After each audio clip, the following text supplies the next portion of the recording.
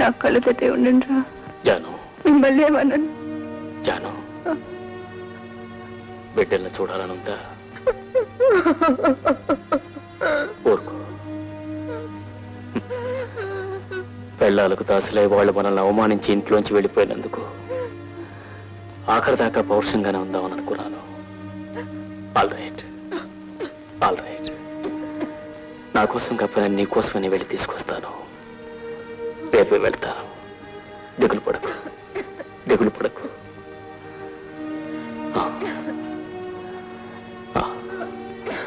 ఊరుకో.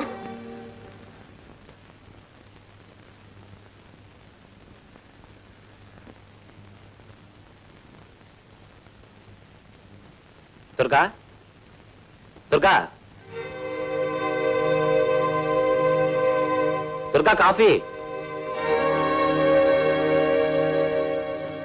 వెంకయ్య, కాఫీ పట్రా.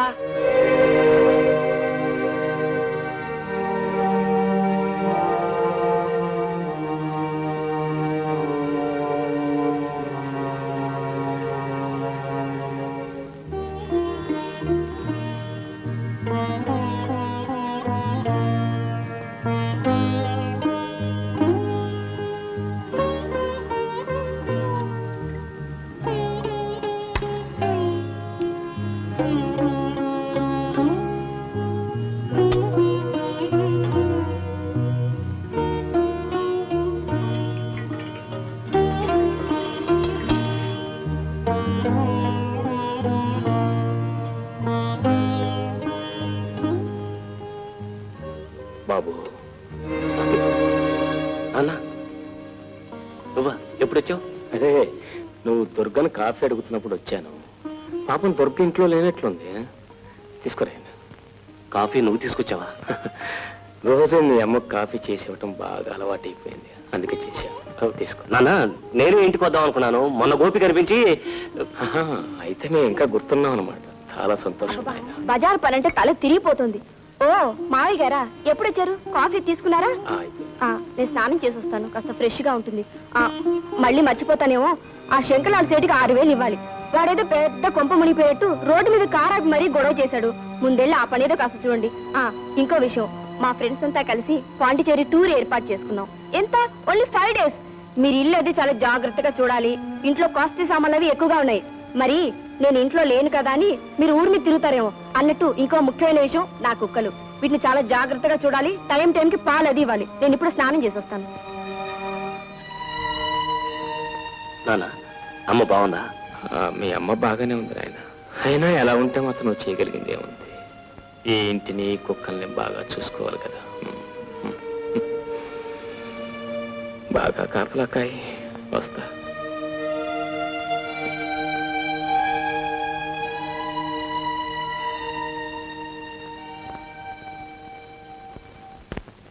నేను కళాఖండాల విషయం గురించి మాట్లాడడానికి కాదు ఇప్పుడు వచ్చింది.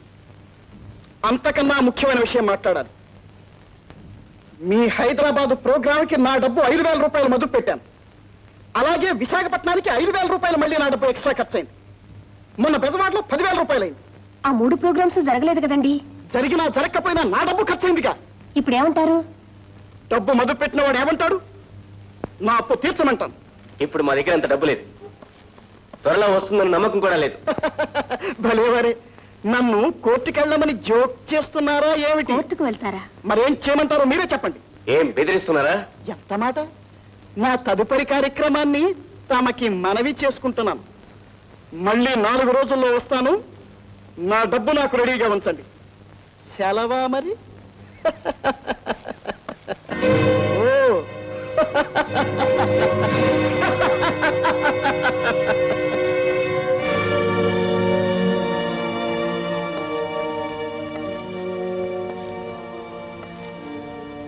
గోపి, నాన్న ఇదేనా రావటం? గీత, నాన్నగారు ఫోన్ చేస్తారు, త్వరగా వంట చెయ్యి. పని మనిషి అంట్లు కడిగి ఇప్పుడే వెళ్ళిపోయిందండి.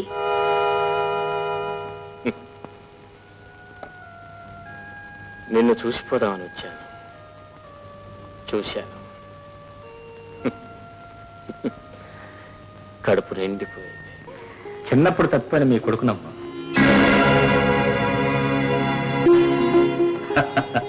షాక్ తినకండి. అసలే మీ ఆరోగ్యం అంతంత మాత్రం. దారిలో వస్తూ వస్తూ బాబాయ్ గారు మీ ఇంటి పురాణం అంతా చెప్పారు. ఎలాగైనా ఈ ఇంటి పరిస్థితులన్నీ చక్కదిద్దాలని నేను నిర్ణయించుకున్నాను. మీరు అంగీకరిస్తే.